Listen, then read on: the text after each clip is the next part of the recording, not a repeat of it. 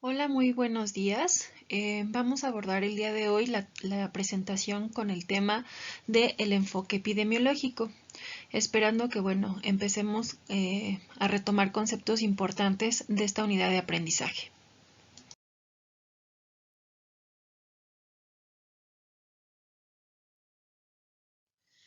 Y bueno, ¿qué es la epidemiología?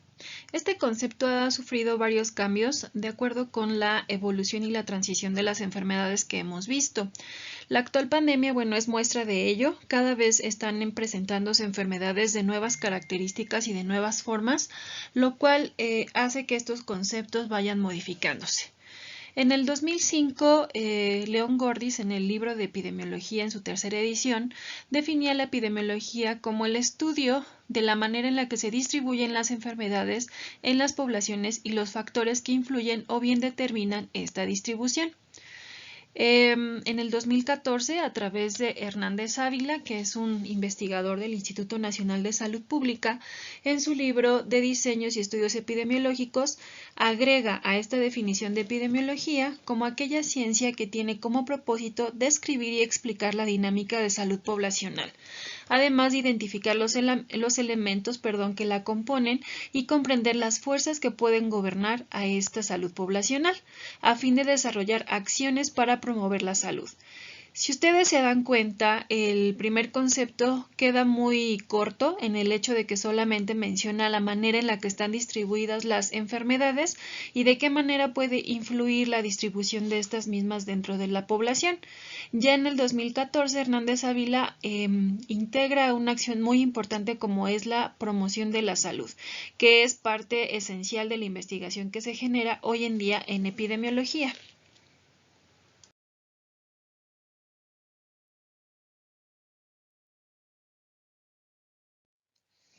Existe algo dentro de esta ciencia que se conoce como premisa epidemiológica. La premisa epidemiológica nos dice que los trastornos y la mala salud no se van a distribuir de forma aleatoria. En cada uno existen ciertas características que nos van a predisponer a las diferentes enfermedades o bien nos van a proteger de ellas. ¿Qué quiere decir esto? Bueno, pues que no existe una situación al azar o una situación atribuida a una creencia religiosa o a un castigo divino por el cual nosotros podamos pensar que por eso se enferma la población, sino que la población va a enfermar o va a estar protegida de una enfermedad gracias a las acciones y a las características que componen el estilo de vida de esas poblaciones. Nos dice también que esta premisa epidemiológica que lo más frecuente es que nosotros nos enfrentamos a una interacción de factores genéticos y ambientales en los cuales se favorece el desarrollo de la enfermedad y por eso es tan importante incluir la investigación en el ámbito de la nutrición para saber de qué manera la alimentación y la conducta o el estilo de vida que nosotros llevamos pueden influir en protegernos de una enfermedad o en bien condicionar una interacción para que tanto el factor genético como el ambiental, que es el que nosotros desarrollamos, pues entren en contacto para desarrollar una enfermedad.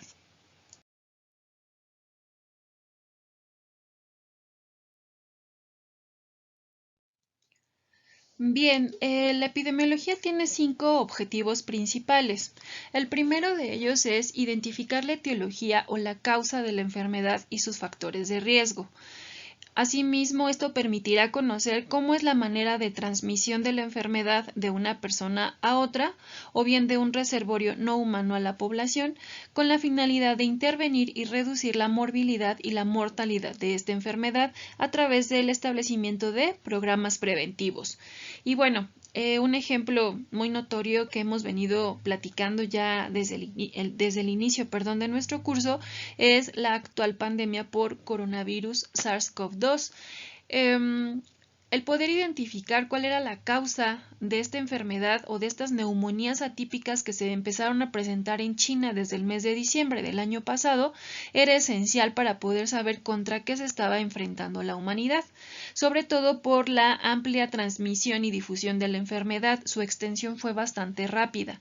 Entonces, la transmisión de la enfermedad es de una persona a otra y fue de manera inmediata. Al ser una enfermedad infecciosa, pues la población población tiene la oportunidad de recuperar su salud y no permanecer en un estado crónico. Sin embargo, hemos visto que, bueno, la parte de la mortalidad de esta enfermedad pues también ha estado afectando y no todos tienen esa oportunidad de recuperar su estado de salud.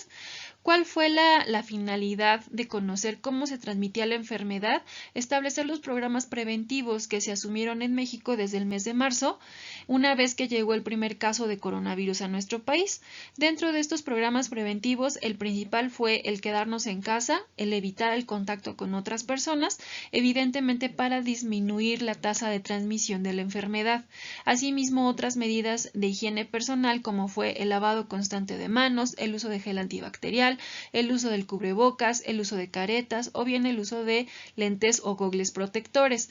Y bueno, esto también nos sirvió, o dentro de los objetivos de la epidemiología está muy evidente que el conocer que era una modificación de la cepa del coronavirus ya existente en el mundo para poder identificar esta causa y poder proponer estudios epidemiológicos para la creación de la vacuna que hoy en día estamos esperando. Entonces, si ustedes ven la actual pandemia, pues nos servirá de referencia en muchas de las acciones que tendremos en esta unidad de aprendizaje que es epidemiología.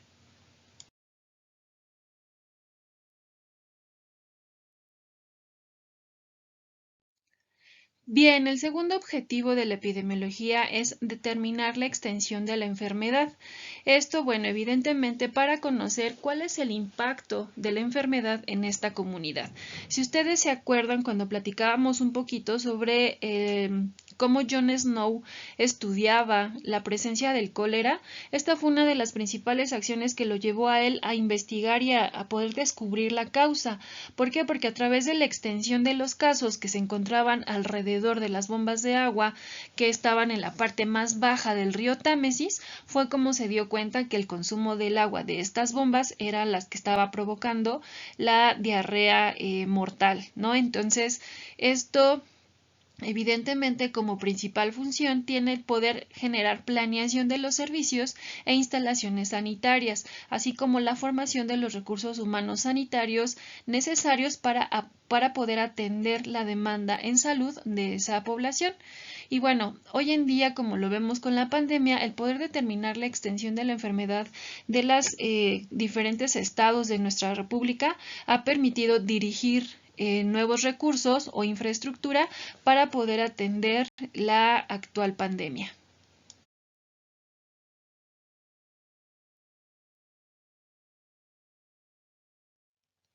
Bien, el tercer objetivo de la epidemiología es poder estudiar la historia natural de la enfermedad y poder generar un pronóstico de la enfermedad. Si ustedes se acuerdan, cuando veíamos en salud pública esta parte sobre la historia natural de la enfermedad, era importante conocer la causa, como ya vimos en el primer objetivo, pero también ver la evolución de la misma, saber si dentro de la historia natural de la enfermedad el paciente tiene un buen pronóstico de recuperación o cura, queda en un estado de cronicidad, es decir, permanentemente enfermo como en cualquier enfermedad crónica no transmisible, llamemos principalmente diabetes o hipertensión, o bien si su pronóstico es directo a muerte, ¿no? Es decir, que no tenga una alta probabilidad de recuperación. ¿Y esto por qué es importante? Evidentemente nos sirve para poder determinar la gravedad de las enfermedades y conocer qué tan letales pueden ser. Hoy en día lo que nosotros vemos con coronavirus es una enfermedad altamente transmitible o transmisible, es una enfermedad infecciosa y por lo tanto tiene posibilidad de recuperación. Una vez que se recupere el paciente, puede tener buen pronóstico de vida. Y bueno, también la realidad es que ha tenido muchas muertes, pero el porcentaje de letalidad de la enfermedad es relativamente bajo y principalmente está afectando a personas con características en sus antecedentes patológicos personales importantes, como lo es tener una enfermedad crónica, principalmente hipertensión, que es la que está generando mayor mortalidad, o bien diabetes. Asimismo, la edad, el ser una persona de la tercera edad o mayor de 60 años, confiere un factor de riesgo adicional. Entonces, por eso es importante considerar dentro de este tercer objetivo de la epidemiología, poder conocer cuál es la gravedad de la enfermedad y así poder determinar qué políticas en salud se pueden asignar a la prevención de estas enfermedades o bien la atención de las mismas.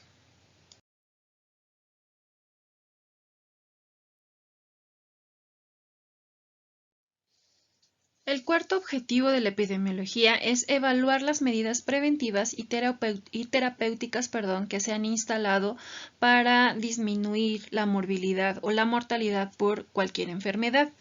El estudio de estos modelos permitirán conocer el nivel de impacto que tienen las medidas preventivas o bien de qué manera pueden modificarse y controlar la enfermedad.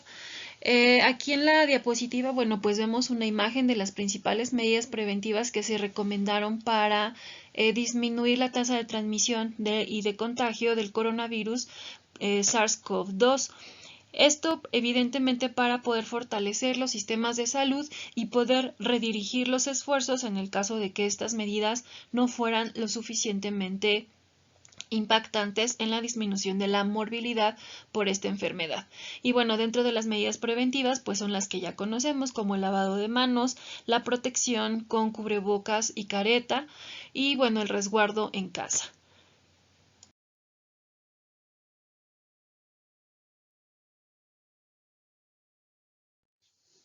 Bien, y el quinto y último objetivo de la epidemiología es poder hacer todos los objetivos anteriores con la finalidad de proporcionar la base para obtener normativas y políticas sanitarias que sirvan para tomar decisiones legislativas.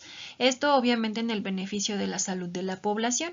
Y bueno, un ejemplo muy claro y muestra de ello es la actual modificación en el etiquetado nutrimental de los productos industrializados. Y pasamos de una primera etiqueta que ustedes ven en su lado superior derecho con guías poco claras, utilizando un tamaño muy disminuido, de poca percepción para la población, con porcentajes que a veces ni los mismos licenciados en nutrición alcanzaban a explicarle adecuadamente a su población, a un etiquetado mucho más claro a través de los sellos o en forma de octágonos que van a adquirir los productos de acuerdo con su composición nutrimental. Entonces, estas políticas sanitarias, bueno, pues han tomado más de 10 años, según la última conferencia del doctor Simón Barquera, que es quien ha llevado a cabo todas las investigaciones y ha liderado el equipo de investigación en el Instituto Nacional de Salud Pública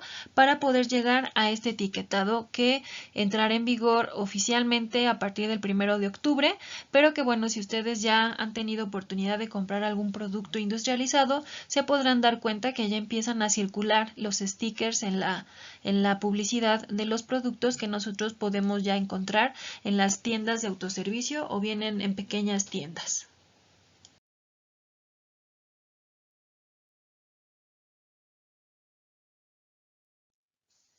Y bueno, tenemos además de los objetivos las funciones de la epidemiología y la primera será determinación de los riesgos, la identificación de los marcadores de la enfermedad, establecer la dinámica general de la enfermedad y el diseño y evaluación de la respuesta social ante las diferentes políticas en salud que se establezcan a partir de todas estas acciones.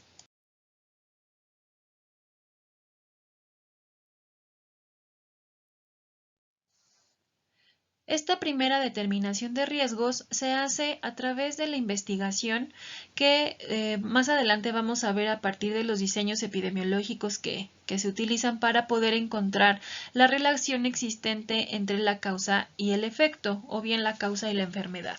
Es necesario establecer esta relación en las diferentes condiciones del medio ambiente físico o social, el estilo de vida y la carga genética, para poder establecer la relación de manera muy clara y específica y que así las intervenciones en disminuir esta relación o bien disminuir los efectos de esa relación pues tengan frutos evidentes para la salud poblacional.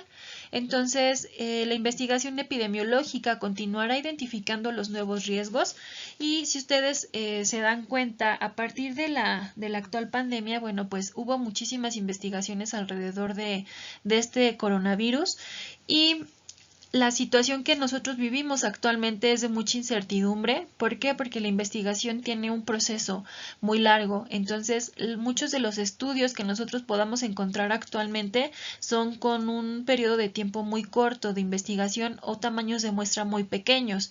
Entonces, eso no permite darle la confiabilidad que todos esperaríamos a los estudios epidemiológicos.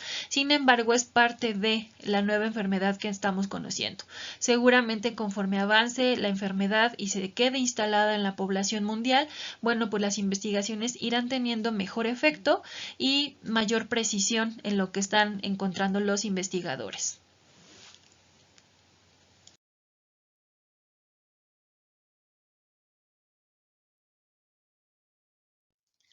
Bien, la determinación o la identificación de marcadores también ha sido una nueva función de la epidemiología derivado de toda la modificación que tenemos en la vida actual. Se ha ampliado este campo de acción a partir de la identificación de nuevas enfermedades y la identificación de cómo la genética y la biología molecular pueden interferir en la prevención o en la aparición de nuevas enfermedades, sobre todo cuando hablamos de eventos neoplásicos, enfermedades mentales o neurológicas, entre otras.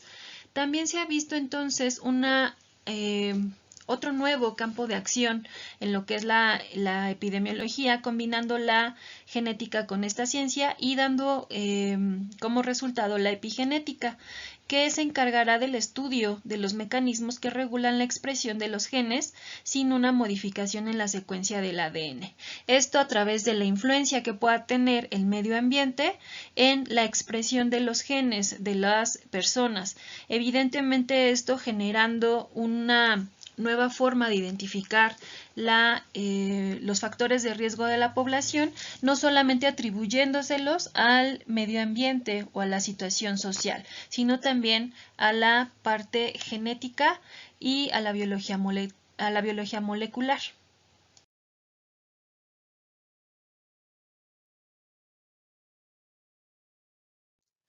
También será importante comprender la dinámica general de la enfermedad.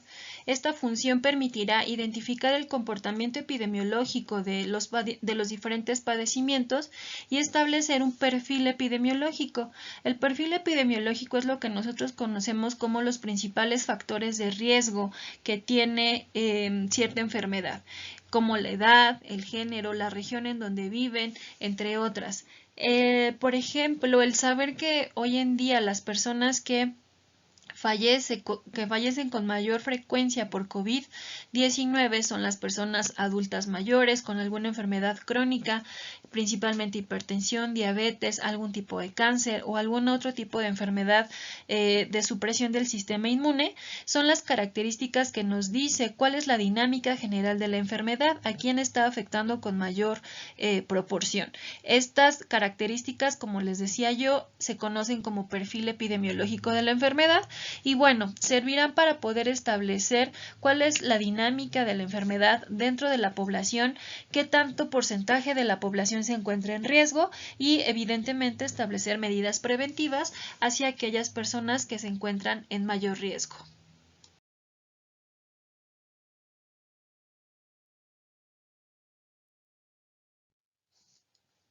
Evidentemente, el conocer esta dinámica de la enfermedad pues será de vital importancia, ya que cada sociedad tiene un perfil específico y no todas las enfermedades se comportan de la misma manera en todas las sociedades. Todo va a depender de la estructura de la población, cómo esté organizada socioeconómicamente, cuál es la capacidad de la población para atender la enfermedad y evidentemente la estructura del sistema de salud. Como hemos visto, esta enfermedad en América Latina, por ejemplo en Perú y Ecuador estuvieron circulando bastantes imágenes en redes sociales y videos en donde se veía que no había una disposición adecuada de los cadáveres que habían fallecido por COVID-19, el uso de pasillos y pisos para poder atender a los pacientes. Esto nos habla de la capacidad de atención y de la infraestructura de un sistema de salud para atender emergencias sanitarias como la que actualmente vivimos. Entonces, de aquí la importancia de esta función de la epidemiología para que se le pueda dar un papel protagónico a la epidemiología en el cambio en la estructura sanitaria de un país. Entonces, ya tenía mucho tiempo que no volteaban a ver a los epidemiólogos. Desafortunadamente, hasta que surge una condición como esta que estamos viviendo de emergencia sanitaria, es cuando se voltea a ver a los epidemiólogos de los institutos de salud para ver qué se puede hacer. Entonces, la última emergencia sanitaria que se había vivido fue en el 2009 por influenza tipo A H1N1 y bueno, a partir de ahí hubo muchos cambios. Sin embargo, la actual pandemia, bueno, pues solo vino a demostrar cómo estaba de débil y endeble el sistema sanitario de nuestro país. Y eso, bueno, contribuyendo un poco también al cambio en el poder del actual presidente, que hizo algunos cambios importantes en la parte de la administración del sistema de salud, principalmente la desaparición del seguro popular, y bueno, eso también pone en jaque al sistema de salud para poder atender a toda la población ante una emergencia sanitaria como la que actualmente vivimos.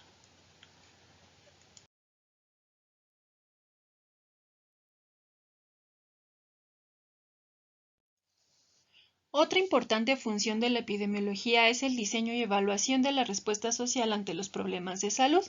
Esto permitirá evaluar la situación de los programas actuales que se tienen establecidos para la prevención de las enfermedades y también para la atención de los que ya están enfermos. Entonces, la epidemiología se convierte en un instrumento de planificación de los servicios sanitarios mediante la identificación de los principales problemas de salud, acciones y recursos necesarios. Todo esto a través de la investigación epidemiológica. Mucho de lo que nosotros vemos hoy en día de acciones en favor de la salud de los mexicanos, principalmente para disminuir los problemas de obesidad, son resultado de la investigación epidemiológica que se ha hecho durante muchos años, principalmente en el Instituto Nacional de Salud Pública. Entonces, la evaluación de estos programas que ya se han venido implementando para ver si tiene un impacto real en la salud de las personas, pues es lo que permitirá poder rediseñar cuáles son las estrategias que serían más favorables para generar un estado de salud en la población mexicana. Asimismo, también evalúa la calidad de prestación de los servicios que nosotros tenemos acceso, ya sea del nivel público o del nivel privado, aunque evidentemente la prioridad de la investigación epidemiológica pues serán los servicios públicos derivado de que estos dependen directamente de un presupuesto federal, el cual la investigación epidemiológica podrá dar línea para saber a qué institución y en qué áreas es necesario destinar un mayor porcentaje de presupuesto, ya que sin dinero pues difícilmente se podrá mejorar la calidad de la prestación de los servicios que tienen problemas en los diferentes niveles de atención y en las diferentes instituciones públicas.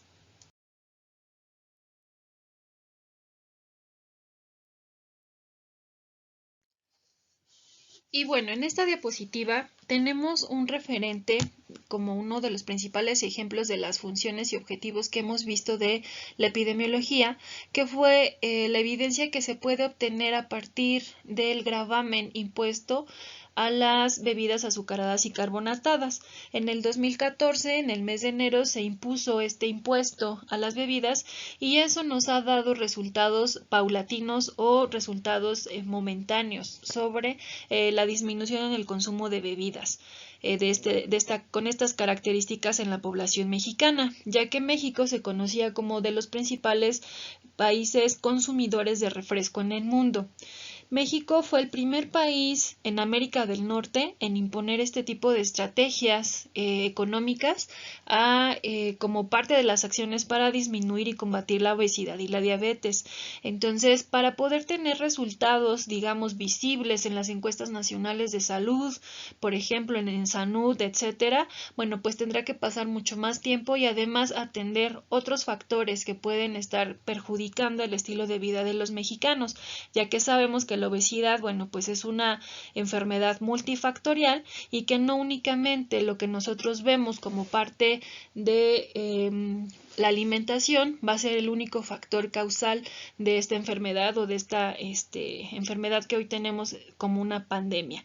Incluso les comparto, hay un programa en Canal 14 que se llama Globesidad.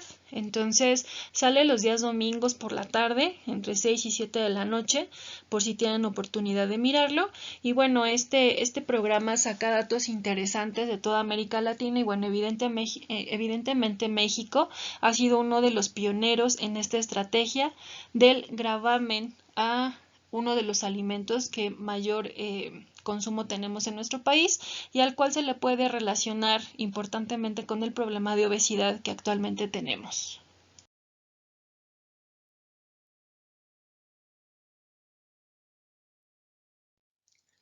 Y bien, para que la epidemiología pueda tener y llevar a cabo todas estas funciones y objetivos que hemos venido platicando, se apoya de disciplinas auxiliares, principalmente de la administración, una vez que se identifican cuáles son las enfermedades que se distribuyen con mayor frecuencia en nuestro país o en diferentes estados, incluso en los municipios, pues tendrá que recurrir a la administración para poder hacer una asignación eficaz y eficiente de los recursos. Asimismo, la parte de economía, hay un posgrado en el Instituto Nacional de Salud Pública sobre economía de la salud, el cual estudia cuál es el impacto de la enfermedad en nuestro país. Y bueno, se ha visto que tenemos diferentes enfermedades que se atienden de manera más dramática y que requieren un costo importante por parte de los sectores de salud, tanto público como privado. Entonces, hemos visto estudios importantes sobre el costo de la obesidad y el costo de la diabetes, que son las principales causas de enfermedad en nuestro país. Entonces, esta parte de economía de la salud va a ir tomando mucho más fuerza conforme se siga presentando esta transición epidemiológica. Las ciencias políticas, como ya vimos y lo acabamos de ver en la diapositiva anterior, la implementación de una política en salud, pues requiere evidentemente del conocimiento de cómo se lleva a cabo una normativa. Y algo importante que también no se mencionó a lo mejor como parte de estas políticas fue la modificación de la norma 051, que es a través de la cual se modifica el etiquetado nutrimental y evidentemente esto es en pro de la salud de los mexicanos. Y bueno, las ciencias de la conducta como parte también de disciplina auxiliar, porque evidentemente necesitamos saber cómo se comporta la sociedad ante los diferentes cambios a los que se enfrenta y cómo enfrenta la enfermedad también, y el estado de salud y enfermedad, cómo son vistos desde el ser humano. Actualmente, y bueno, lo hemos visto con la pandemia, cómo a pesar de toda la información y del bombardeo que se nos da en relación a permanecer en casa, en relación a tener medidas preventivas para cuidarnos entre nosotros, pues vemos que sigue habiendo un sector de la población pues que no lo cree, que siguen escépticos, que siguen creyendo que esta es una situación del gobierno para controlarnos, que no se cuidan, ¿no? Y entonces todo este sector de la población pues tiene una conducta diferente a lo que se esperaría por el cuidado de todos y bueno, evidentemente la epidemiología se tendrá que apoyar de todas estas disciplinas para poder tener un éxito en su intervención tanto en la investigación como en la propuesta de programas preventivos o bien asignación de recursos y la implementación de políticas sanitarias.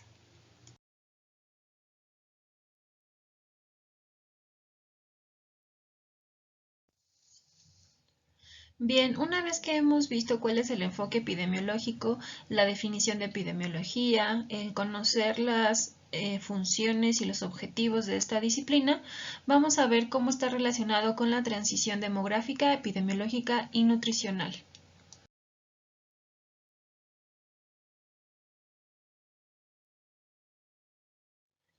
Bien, la transición demográfica se va a explicar por medio de la variación de tres indicadores que en conjunto van a demostrar que una población se encuentra en transición y sobre todo en un cambio de su perfil demográfico.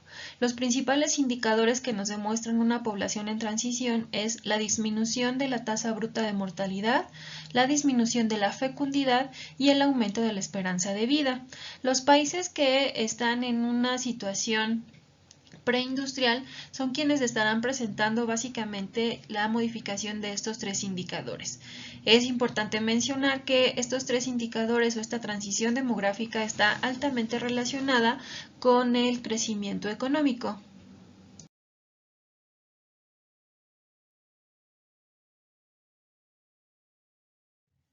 Y bueno, ¿qué es lo que está sucediendo en nuestro país?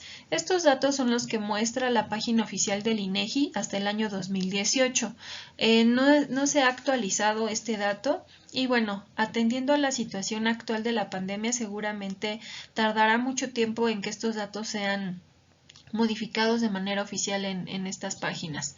Las defunciones generales, como ustedes pueden observar en esta imagen, han ido aumentando desde 1994 hasta el 2018 que nosotros observamos. Esta tasa de mortalidad va aumentando también en función del aumento en la prevalencia de enfermedades crónico-degenerativas. Muchas de ellas, la mortalidad de muchas de estas personas atribuidas principalmente a complicaciones de la diabetes, de la obesidad y altamente relacionado también los accidentes automovilísticos dentro de las primeras 10 causas de defunción. Entonces, en nuestro país se ha presentado un aumento de esta mortalidad bruta en los últimos años.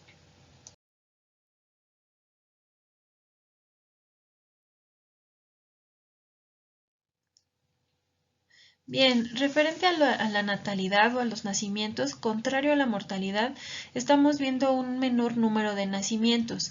Hasta el 2018, como mencionábamos en la diapositiva anterior, son los datos oficiales que cuenta INEGI en su página oficial.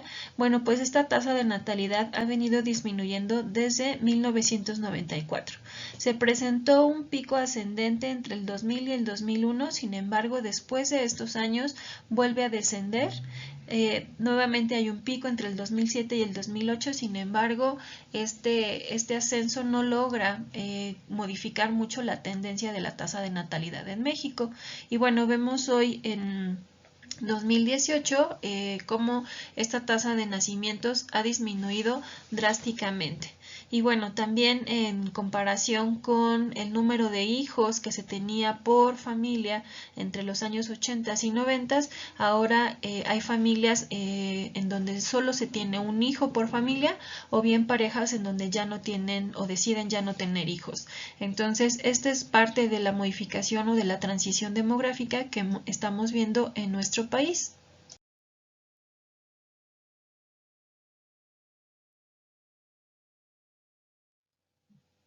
Y bueno, con respecto a la esperanza de vida, este es un indicador que también va en aumento cuando hablamos de países o poblaciones que se encuentran en transición demográfica.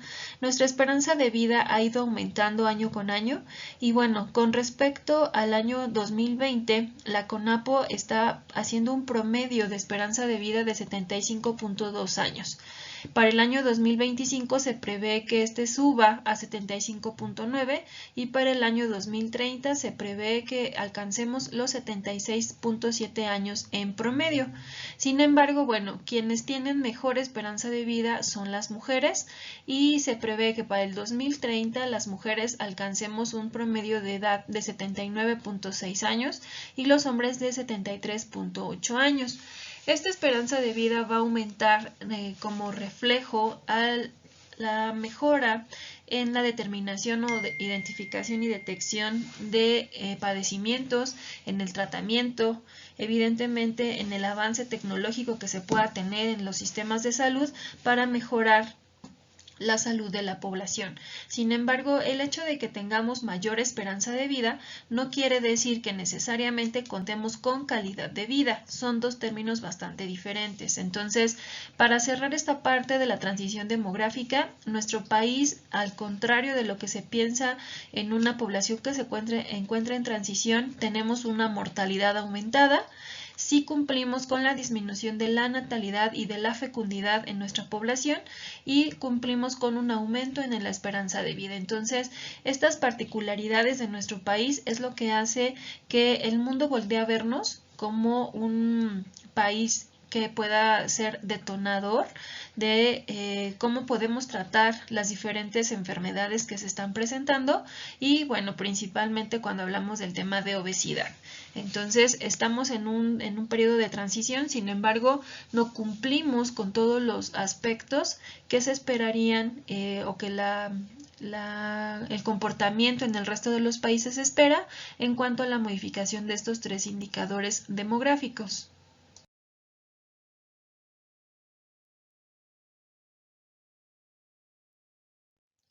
Bien, y ya para cerrar entonces esta parte del concepto de transición demográfica, si ustedes recuerdan por ahí en cuarto semestre en epidemiología, en salud pública, perdón, alcanzábamos a ver las fases de transición, son 5 fases, entonces estas establecidas por Warren Thompson. Nosotros como país estamos circulando en diferentes fases, entre la cuarta y la quinta fase más o menos. Sin embargo, no todas las sociedades o no todos los países van a cumplir al pie de la letra esta parte de la literatura. ¿Por qué? Porque la transformación depende de cada sociedad y simple y sencillamente el hecho de la pandemia que actualmente estamos viviendo, pues va a ser un detonante para modificar mucho de la transición demográfica. ¿Por qué? Porque tenemos altos índices de mortalidad superiores a cualquier otro año en donde no se haya tenido una pandemia similar y en donde las tendencias de mortalidad van a ser bastante diferentes a lo que tradicionalmente se manejaba. Entonces, estas características, bueno, pues van a hacer que nuestra sociedad no presente de manera tal cual las peculiaridades de una sociedad en transición. Las características económicas y políticas también forman parte de esta modificación o de esta transición demográfica y bueno, además de la natalidad y la mortalidad, la transición demográfica también está atribuible al tema de la migración. Y bueno, la migración en México ha sido un problema desde los años 70, en el cual por falta de oportunidades económicas y laborales, mucha de la gente económicamente activa migra principalmente hacia Estados Unidos y Canadá. Entonces, esto también hace que nuestro país tenga una tendencia distinta en la transición demográfica. Y bueno, nosotros como país ya pasamos esta parte de las fases tempranas de la explosión demográfica, ya las vivimos, que son las primeras fases de las cuales se platicaba que implementó Warren Thompson para poder dar una explicación a esta transición demográfica por, como ya lo vimos, la disminución en la natalidad y en la tasa de fecundidad. Entonces, estamos ante una situación muy peculiar, sobre todo por este año 2020. Tendremos que esperar un par de años para ver cómo se modificó nuestra composición poblacional a raíz de lo que actualmente estamos viviendo.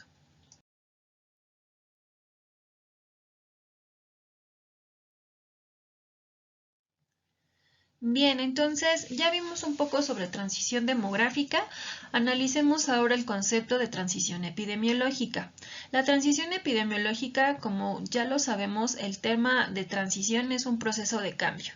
Entonces, cuando hablamos de transición epidemiológica, hablamos de un proceso de cambio en los patrones de mortalidad de las poblaciones, que progresivamente van a pasar de presentar perfiles con principalmente enfermedades de causas agudas o infecciosas a situaciones en donde tenemos enfermedades crónicas no transmisibles. Hoy en día, bueno, este tema de pandemia y de COVID-19 pues está haciendo que nuestra transición epidemiológica se vuelva a modificar.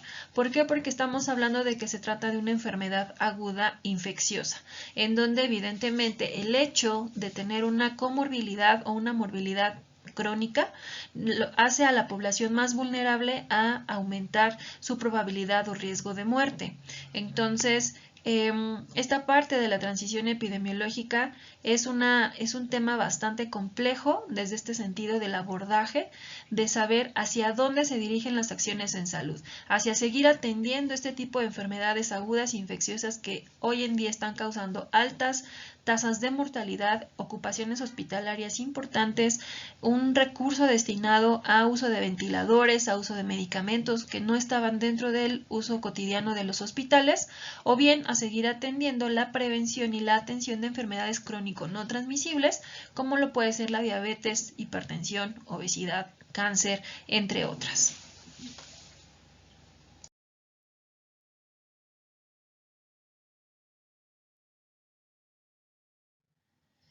Cuando decimos que una población se encuentra en transición epidemiológica, estamos diciendo que estas poblaciones presentan etapas extremas del proceso, tienden a ser mucho más complejas precisamente porque no se sabe en qué etapa se puede intervenir. Como yo platicaba en la diapositiva anterior, pues no sabemos si atender la parte aguda e infecciosa, que hoy en día es la que mayor mortalidad nos está causando. Sin embargo, si se analiza la mortalidad por parte de las consecuencias o complicaciones de diabetes y obesidad, pues se podrá analizar que es mucho más impactante que lo que puede generar el COVID-19. Entonces, sin embargo, bueno, es una situación a nivel mundial que tiene a los sistemas de salud pues en jaque y en la mira de tratar de disminuir esa mortalidad. Entonces, es muy complejo atender las necesidades de salud de estas poblaciones que están en transición, porque como en la diapositiva lo podemos ver, estas poblaciones en transición están en una escala de grises. Entonces, su realidad es que siguen presentando enfermedades agudas e infecciosas y también tienen alta prevalencia de enfermedades crónico no transmisibles. Sería mucho más fácil si tuviéramos poblaciones con una etapa blanca y una negra, como lo muestra. ¿Por qué? Porque son los extremos y sabríamos hacia dónde dirigir las acciones en salud, pero en las poblaciones en donde tenemos esta escala de grises, en donde se combina tanto la parte crónica como la parte infecciosa, resulta mucho más complejo poder hacer la atención en salud.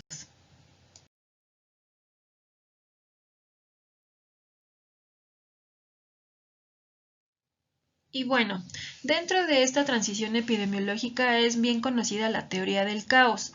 La teoría del caos fue una de las teorías en las cuales nos permite entender cómo se comporta esta transición, y el autor principal o el principal representante de la teoría del caos es Ilya Prigogine. Y bueno, este autor nos dice que el mundo no sigue estrictamente un modelo previsible, como lo podríamos ver en el primer círculo, en donde la flecha que direcciona su camino es totalmente derecha y recta. Entonces, el tener un modelo previsible y determinado facilitaría mucho la atención en salud de cualquier tema, ya sea una situación aguda o bien una situación crónica. La situación que hace compleja la atención en salud y toda esta parte de la transición epidemiológica es precisamente que el mundo tiene aspectos caóticos que hacen que esa flecha que nosotros esperaríamos que circulara de manera directa y recta hacia un punto donde ya se espera o un punto donde ya se conoce que va a llegar ese acto, bueno, pues tiene diferentes aspectos caóticos que nosotros en epidemiología podríamos llamarle factores o multifactorial, que es lo que hace que esta flecha cambie de dirección constantemente, y entonces la atención en salud se vuelve caótica precisamente por la intervención de estos terceros factores o terceras variables.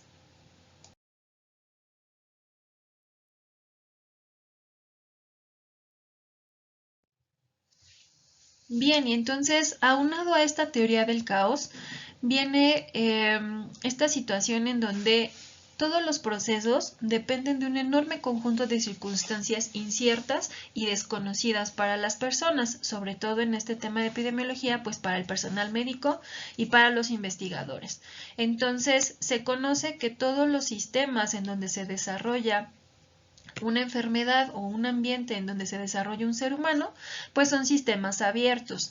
Y al ser sistemas abiertos tiene un enorme número de factores que pueden intervenir para generar la enfermedad. Es a lo que les decía hace un momento, conocemos como estados multifactoriales.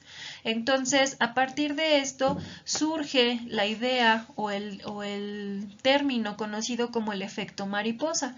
Tal vez alguien ya lo había escuchado porque, bueno, esto del efecto mariposa se utiliza en múltiples áreas, disciplinas y en la vida diaria, no nada más es en el término de epidemiología, pero en epidemiología puede implicar que en un contexto en donde un evento en salud puede generar pequeñas inclemencias o pequeñas problemas al sistema de salud o a la salud de la población, pues en otro lugar puede desatar todo un problema, ¿no? Ejemplo de ello, bueno, pues tenemos hoy en día la pandemia. Hubo países en donde la atención adecuada y oportuna limitó el daño, aún siendo el mismo evento, y hay países en donde el caos y la falta de infraestructura, como mencionábamos, por ejemplo en América Latina principalmente, Perú, Ecuador, ¿no? Podríamos decir que México, sin embargo, bueno, hemos tenido ciertas dosis de buenas acciones como sistema de salud, no todo ha sido malo, pues hemos tenido otra forma de asimilar el hecho, ¿no? A diferencia de países europeos, Rusia, por ejemplo, que cerró fronteras en el minuto 1 de la pandemia en China y entonces limitó bastante el daño de la presencia del COVID-19. Entonces, a esto se refiere el efecto mariposa. Implica que en un contexto de estas características, el leve aleteo de una mariposa en Pekín podrá desatar un huracán en California. Entonces, el mismo hecho en una ciudad puede generar casi nada, ¿sí? No puede ni siquiera ser perceptible, pero en otro lugar puede generar un gran caos.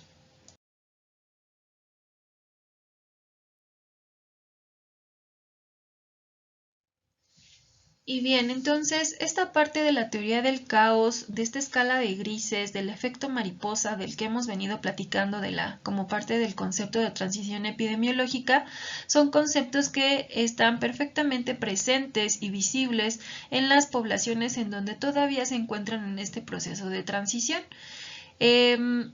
Por ahí en algún momento alguien preguntaba, ¿cuántos años vamos a durar en transición? No sabemos, no hay un periodo de tiempo establecido o definido donde podamos decir que ya salimos de esta transición.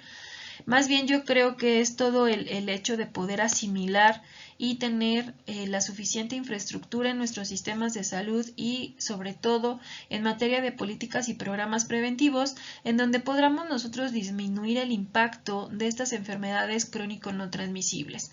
Entonces, si ustedes pueden analizar, México efectivamente nos encontramos en un estado de transición epidemiológica.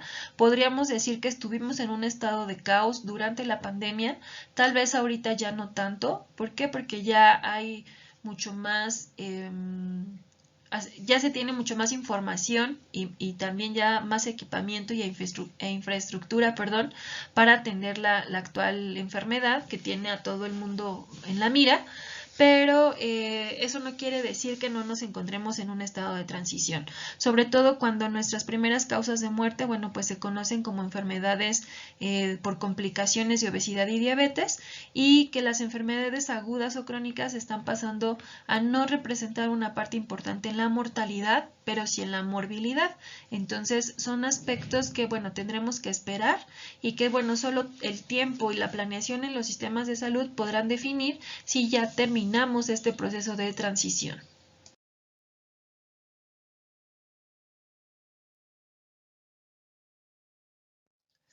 Y bueno, hemos platicado sobre los conceptos de transición epidemiológica. Sin embargo, ¿cuáles son aquellos factores que pueden explicar a una sociedad en transición epidemiológica? Pueden ser estos determinantes socioeconómicos, políticos y culturales, factores ecológicos o ambientales, factores científicos y médicos, en donde la posibilidad de atender diferentes enfermedades o la posibilidad de adquirir infraestructura, equipamiento, recursos humanos para atender las enfermedades, pues esté limitado. Mejoras en la higiene y sobre todo en la alimentación, que más adelante vamos a ver. Y bueno, todos estos factores también están relacionados cómo las personas asumen el estado de enfermedad. Es decir, cómo el huésped puede recibir ese agente patógeno y generar un estado de enfermedad o de mortalidad. Mucho se ha comentado con COVID-19 que un estado de salud óptimo puede ser o un sistema inmunológico bueno puede ser la mejor arma para combatir el COVID-19. Si ustedes han visto, hay diferentes actores políticos, ¿no? Deportistas, por ejemplo, que se han enfermado y que no tienen las consecuencias letales que podría tener un adulto mayor con diabetes descontrolada.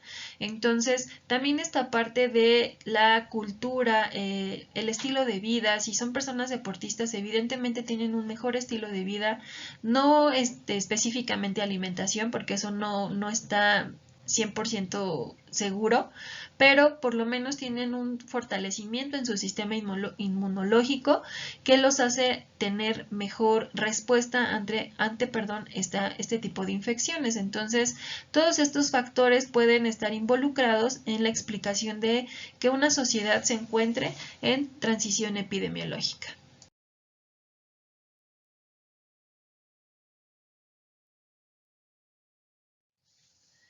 Entonces, cuando hablamos específicamente de alimentación y nutrición, vemos que las poblaciones en transición epidemiológica están demostrando cambios demográficos, como ya lo vimos. Un aumento en la esperanza de vida hace que también, y la disminución en la natalidad, hace que nuestra población vaya envejeciendo de a poco en poco. El cambio en el estilo de vida, como vemos en la imagen, ¿no? Donde empezamos a depender ya de un sedentarismo y de alimentación altamente industrializada con una carga importante de calorías provenientes de grasas y azúcares, y bueno, los cambios en los hábitos alimentarios que nos tienen hoy en día con una situación de obesidad infantil bastante importante.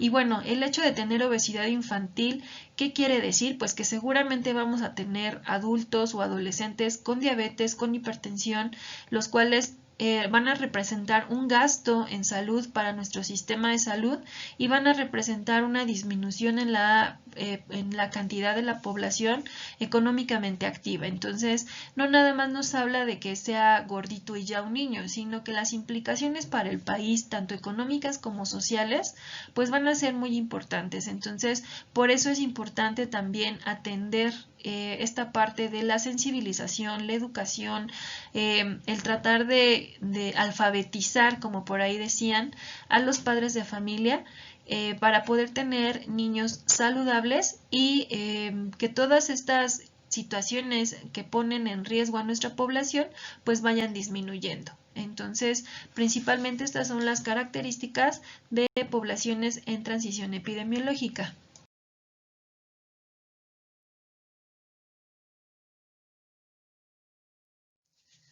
Y bueno, la transición epidemiológica viene acompañada y una de las grandes respuestas de los cambios en los patrones de morbilidad y mortalidad de la población es evidentemente el cambio y la transición en los estilos de vida y sobre todo en los estilos de alimentación. Entonces, esta transición pues va a afectar a las diferentes condiciones de las poblaciones y una de las principales respuestas del por qué se está modificando la manera en que fallecemos y enfermamos actualmente se deriva de la transición epidemiológica nutricional. Esta constituye el componente de mayor valor y el que requiere mayor análisis para poder atender los diferentes factores de la transición epidemiológica y tener una respuesta en el sistema de salud a través de políticas y programas preventivos.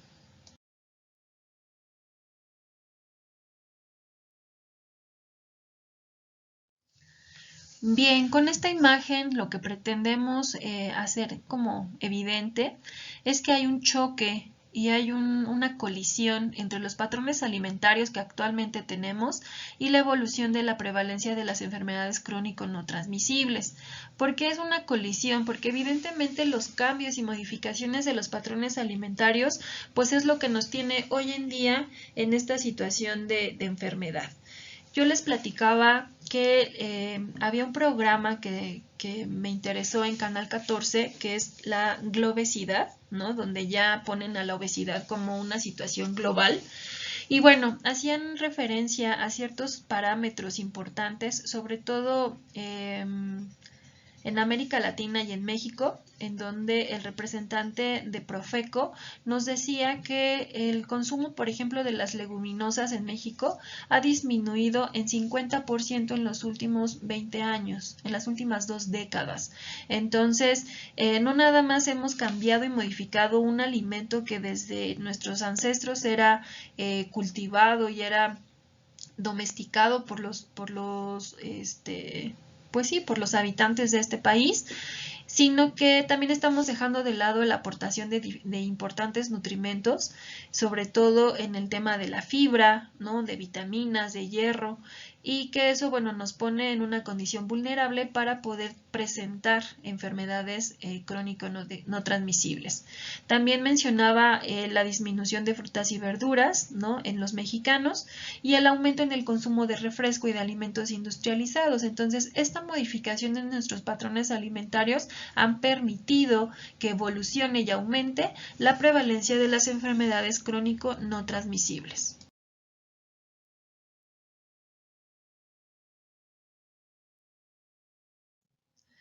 Y bueno, se dice que en Asia, América Latina, el proceso de transición epidemiológica se ha presentado en corto tiempo. Sin embargo, ¿cuáles son los principales cambios en la transición epidemiológica y sobre todo nutricional? Pues que hay un aumento en el consumo calórico total, particularmente a partir de azúcares y grasas, y esto, bueno, atribuible principalmente al consumo de alimentos industrializados, los cuales, si ustedes revisan el empaque, tiene mayor número de ingredientes y a veces son ingredientes que ni siquiera podemos pronunciar, lo cual, bueno, nos tiene que dar un foco rojo de qué es lo que estamos nosotros consumiendo. Y evidentemente, al haber presencia de este tipo de alimentos de fácil acceso, tanto económico como físico, ¿no? Están altamente disponibles en cualquier tienda, en cualquier Oxxo. También estamos hablando de que se está haciendo de lado el consumo de cereales y frutas, y cereales principalmente integrales. Y bueno, aquí con la mención, ¿no? Del consumo de las leguminosas, que han ido disminuyendo dentro de los mexicanos, y antes era parte básica de la dieta, el frijol y el maíz, y hoy en día está siendo reemplazado por todos estos productos industrializados. Entonces se puede ver un descenso importante en la cantidad de fibra, ¿no? A partir de los cereales integrales y las frutas, y de micronutrimentos, específicamente las vitaminas.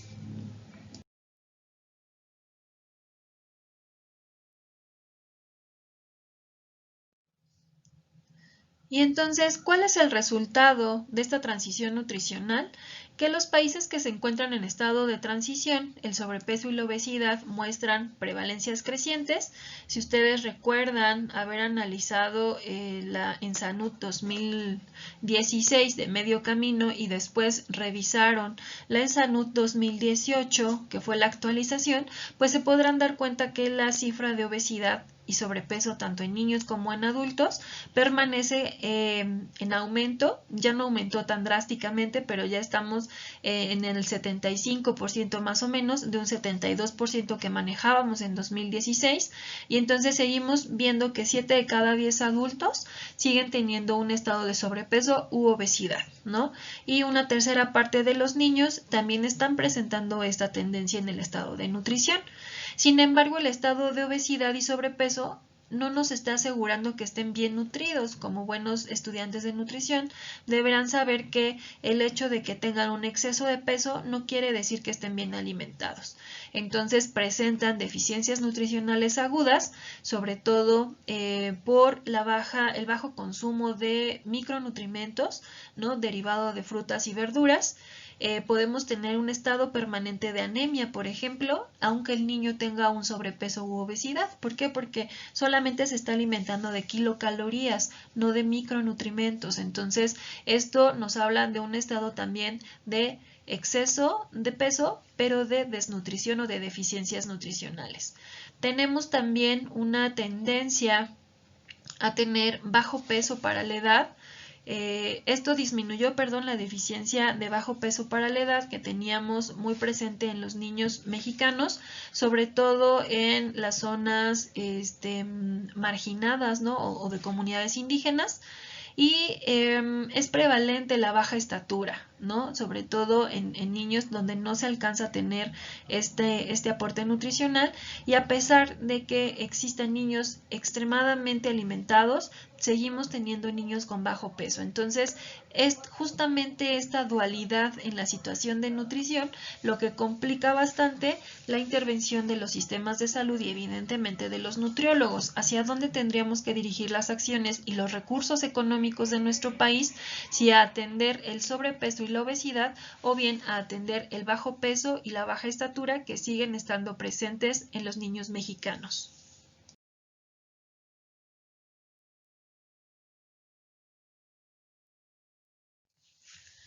Bien chicos, entonces hasta aquí vamos a dejar este video con estos temas de transición demográfica, transición epidemiológica y el enfoque epidemiológico. Esta es la bibliografía que se utilizó para las diapositivas anteriores, por si gustan revisarla. Y nos vemos el día viernes para resolver dudas del tema. Y yo les voy a dar el viernes el término de este tema, que es transición epidemiológica nutricional, y los factores de riesgo y factores protectores. Hasta pronto. Gracias por su atención.